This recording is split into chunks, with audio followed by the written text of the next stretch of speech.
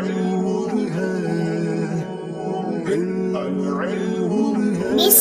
الله الرحمن الرحيم.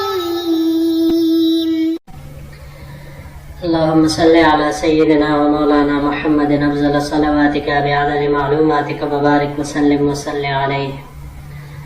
بسم اللہ الرحمن الرحیم. عزیز طلباء کرام، مختارات من ادب العرب سے بحمد اللہ تعالی آج ہمارا 43واں سبق ہے، اور جو پچھلے دروس سے مضمون مقتل عمر بن الخطاب رضی اللہ عنہ چلا آ رہا تھا، آج اس کا یہ تیسرا اور آخری درس پیش خدمت ہے.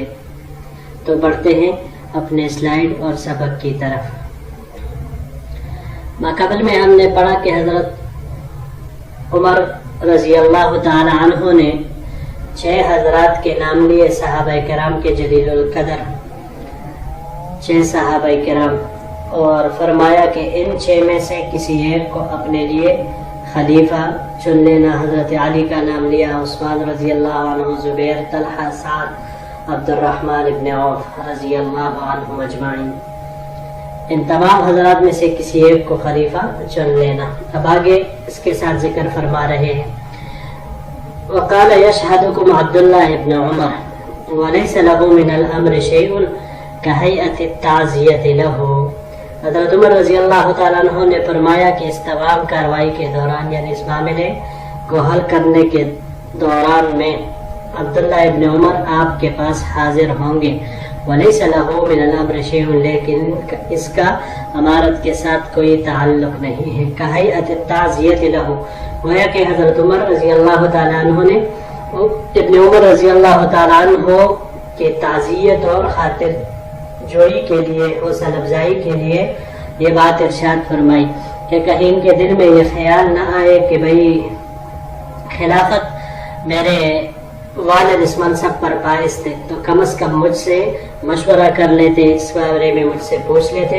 تو گویا حضرت عمر رضی اللہ تعالی عنہ نے ان کی تسکین کے لیے یہ فرمایا تاکہ ان سے یہ تکلیف اور یہ خیال وغیرہ دور ہو. فَإِنْ أَصَابَتِ الْإِمْرَأَةُ سَعْدًا فَهُوَ ذَاكَ، بس اگر یہ خلافت حضرت سعد رضی اللہ عنہ کو ملے تو وہ اس کے لائق ہے. وَإِلَّا فَلْيَسْتَعِنْ بِهِ أَيُّكُمْ مَا أُمِّرَ، لیکن اگر کسی اور کو ملے تو جس کو بھی ملے وہ حضرت سعد رضی اللہ تعالیٰ عنہ سے مدد طلب کرتا رہے. فَإِنِّي لَمْ أَعْزِلْهُ مِنْ عَجْزٍ وَلَا خِيَانَةٍ، کیونکہ میں نے ان کو گورنری سے کسی نااہلی اور خیانت کی وجہ سے نااہل یہ معزول نہیں کیا تھا. وقال، اور پھر حضرت عمر رضی اللہ تعالیٰ عنہ نے فرمایا، اوصی الخلیفۃ من بعدی بالمہاجرین الاولین ان یعرف لهم حقهم ویحفظ لهم حرمتهم، اور میں اپنے بعد آنے والے خلیفہ کو مہاجرین اولین کے بارے میں وصیت کرتا ہوں کہ وہ ان کے حقوق کو پہچانے اور ان کے احترام اور عزت کو ملحوظ خاطر رکھے. وَأُوصِيهِ بِالْأَنصَارِ خَيْرًا الَّذِينَ تَبَوَّأُوا الدَّارَ وَالْإِيمَانَ مِنْ قَبْلِهِمْ أَن يُقْبَلَ مِنْ مُحْسِنِهِمْ وَأَن يَعْفَى عَنْ مُسِيئِهِمْ، اور میں انصار کے ساتھ جو دار الحجرت اور دار الایمان یعنی مدینہ منورہ میں حضور صلی اللہ علیہ وسلم کی تشریف لانے سے پہلے مقیم ہیں، ان کے ساتھ بہتر معاملہ کرے. اور خلیفہ کو چاہیے کہ ان کے نیکوں کو نوازے اور ان کے بروں سے درگزر کرے، معاف کرے. وَأُوصِيهِ بِأَهْلِ الْأَمْصَارِ خَيْرًا، اور میں امیر کو خلیفہ کو وصیت کرتا ہوں کہ وہ شہر والوں کے ساتھ خیر کا معاملہ رکھے، اچھا معاملہ کرے. فَإِنَّهُمْ رِدْءُ الْإِسْلَامِ وَجُبَاءَةُ الْمَالِ وَغَيْظُ الْعَدُوِّ، کیونکہ یہ شہر والے اسلام کے مددگار، مال جمع کرنے کا ذریعہ اور دشمنوں کے لیے ایک مصیبت ہے. جی یہاں پر 2 لفظ ہے. پہلا تبوء، بوء یبوء تبوءا، باب تفاعل سے یہ یہاں پر استعمال ہوا ہے. اقامت کرنے کو کہا جاتا ہے. اگر اس کو ہم باب نصر سے لیں تو اس کا مصدر بوءن آئے گا لوٹنے کے معنی میں. اور اس کے علاوہ اگر اس کو باب افعال سے لیا جائے اباءن، تو اباءن کا معنی اقامت کرنا یا بھاگنے کے معنی میں یہ استعمال ہوتا ہے. اسی طرح بوء یبوء تبویئن مصدر باب تفعیل سے اس کا آتا ہے اترنے کے معنی میں. یہاں پر ایک اور لفظ ہے رد الاسلام، رد ان، اس کو بھی کر لیتے ہیں ہم، اگرچہ میں نے یہاں پر اس کو انڈر لائن نہیں کیا، ہائی لائٹ نہیں کیا، لیکن بہرحال پڑھ لیتے ہیں. رد الاسلام، یہ رد بمانے مددگار، جمع اس کی اردا آتی ہے، رداء سے ہے، رداء یردع ردعا، باب فتح سے یہاں پر استعمال ہوا ہے مدد کرنے کے معنی میں، کہ یہ شہری لوگ یہ اسلام کے مددگار ہیں کیونکہ یہ اپنے مال خرچ کرتے ہیں. اور اسی طرح باب کرما سے اس کا مصدر رداءتن آتا ہے ردی ہونے کے معنی میں. اور اگر اس کو ہم باب افعال سے لیں اردا یردی ارداءن، تو برا کام کرنے کے معنی میں پھر یہ آتا ہے. اگلا ہے وجبات المال، جبن جبایتن، باب نصرہ اور باب ضربہ سے دونوں سے جمع کرنے کے معنی میں یہ آتا ہے. اجتباءن باب افتعال سے اس کا مصدر آتا ہے پسند کرنے کے معنی میں، اور باب تفعیل سے لینے کی صورت میں اس کا مصدر آئے گا تجبیتن، سجدے کے وقت ہاتھوں کو گھٹنوں یا زمین پر رکھنا. سجدے کے وقت جب ہاتھ گھٹنوں یا زمین کے اوپر رکھے جائے اس حالت کو کہا جاتا ہے. جی تو اگلے سلائیڈ کی طرف پڑھتے ہیں. اچھا جی، وَأَنْ لَا يُؤْخَذْ مِنْهُمْ إِلَّا فَضْلَهُمْ عَنْ رِضَاهُمْ، اور یہ کہ ان سے وہی وصول کیا جائے جو ان سے فاضل ہو، یعنی ان کے پاس سے فاضل ہو اور ان کی خوشی سے دیا جائے. وَأُوصِيهِ بِالْأَعْرَابِ خَيْرًا فَإِنَّهُمْ أَصْلُ الْعَرَبِ وَمَادَّةَ الْإِسْلَامِ، اور میں ہونے والے خلیفہ کو دیہاتیوں کے بارے میں اچھا معاملہ کرنے کی وصیت کرتا ہوں کیونکہ وہ اصل عرب ہے اور اسلام کی جڑ ہے. اَيُؤْخَذْ مِنْ حَوَاشِي أَمْوَالِهِمْ وَتُرَدُّ عَلَى فُقَرَائِهِمْ، اور یہ کہ ان کے بچے کچے اموال سے وصول کیا جائے اور انہی کے فقراء اور محتاجوں کے اوپر اس کو تقسیم کر دیا جائے.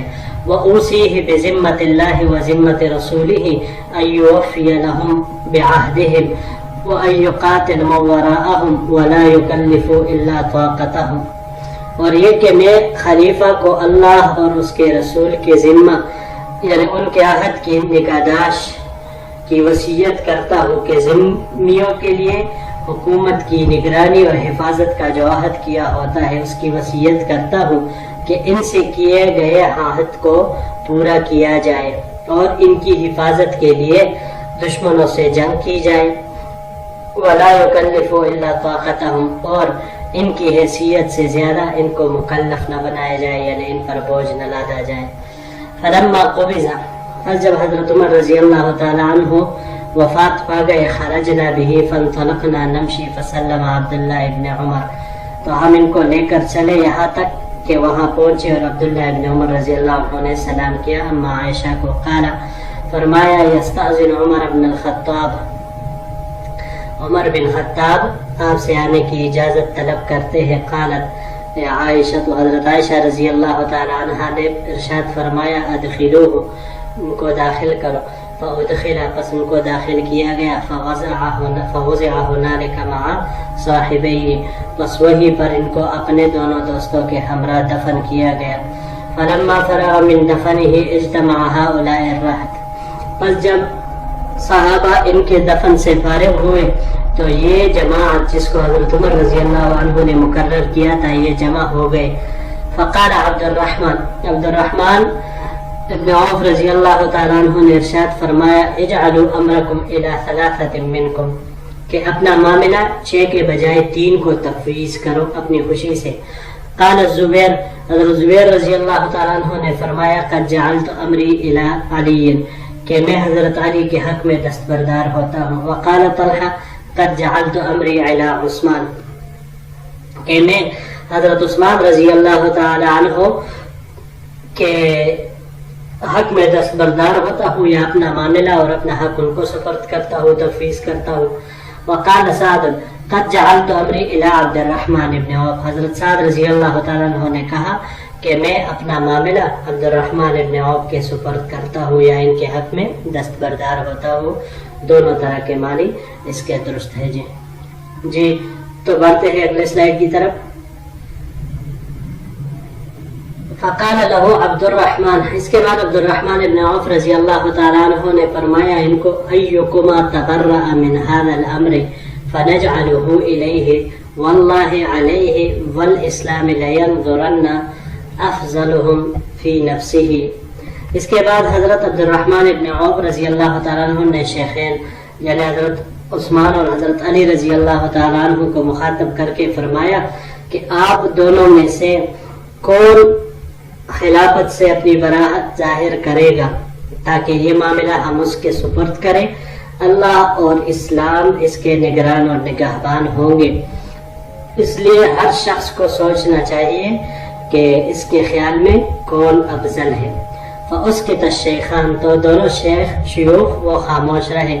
فقال عبد الرحمن ابن عوف رضی اللہ عنہ نے کہا افتجعلونہ الیہ، کیا آپ یہ معاملہ میرے اوپر چھوڑ رہے ہیں؟ واللہ علیہ اللہ آل عن افضلکم، اللہ گواہ ہے اللہ کی قسم کہ میں آپ حضرات میں سے اسی کو منتخب کروں گا جو سب سے افضل ہو. قال نعم، ان دونوں نے کہا کہ ہم بالکل اس پر راضی ہیں، ہم اسی طرح آپ کے سپرد کرتے ہیں. فأخذ بيد أحدهما فقال لك قرابة من رسول الله صلى الله عليه وسلم والقدم في الإسلام ما قد علمت.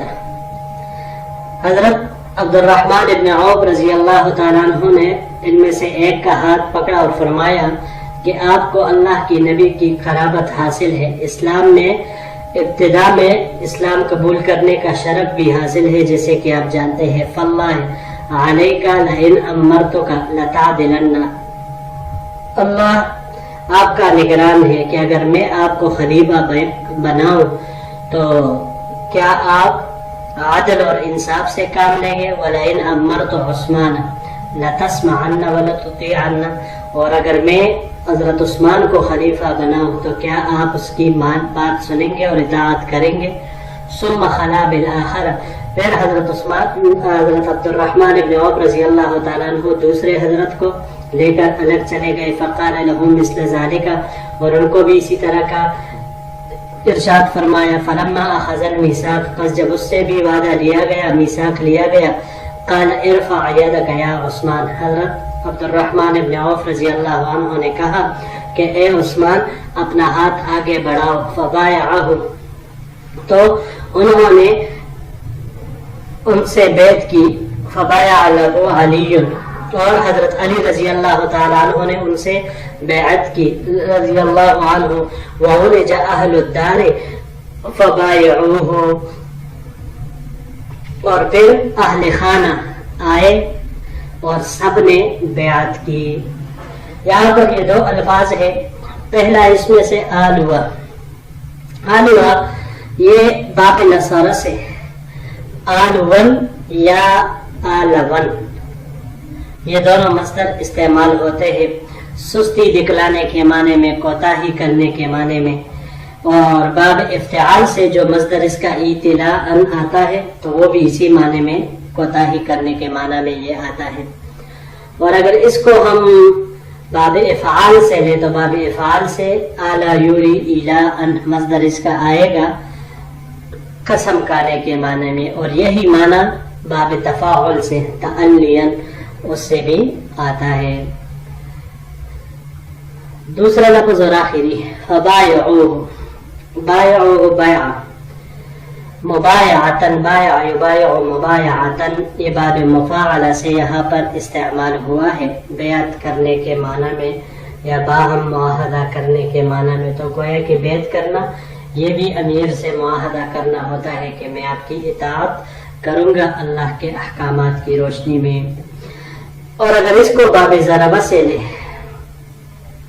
بیعاً مصدر اس کا آئے تو پھر یہ معنی آتا ہے اس کا بیچنا، خریدنا، خرید و فروخت جسے کہا جاتا ہے، اسی معنی میں پھر یہ آئے گا. اور اگر اس کو باب انفعال سے ہم لیں تو باب انفعال سے لینے کی صورت میں انبیاءً مصدر اس کا آئے گا رائج ہونے کے معنی میں. جی تو یہی تک ہمارا آج کا یہ سبق تھا، اور اسی کے ساتھ الحمدللہ یہ مضمون بھی اپنے اختتام کو پہنچا. انشاءاللہ العزیز اگر زندگی رہی تو اگلے درس میں ہم اخلاق المؤمن، مومن کے جو اخلاق ہے اس کے بارے میں انشاءاللہ العزیز ہم پڑھیں گے. تو زندگی رہی تو انشاءاللہ العزیز پھر اگلے درس میں آپ سے ملاقات ہوگی. السلام علیکم ورحمۃ اللہ وبرکاتہ.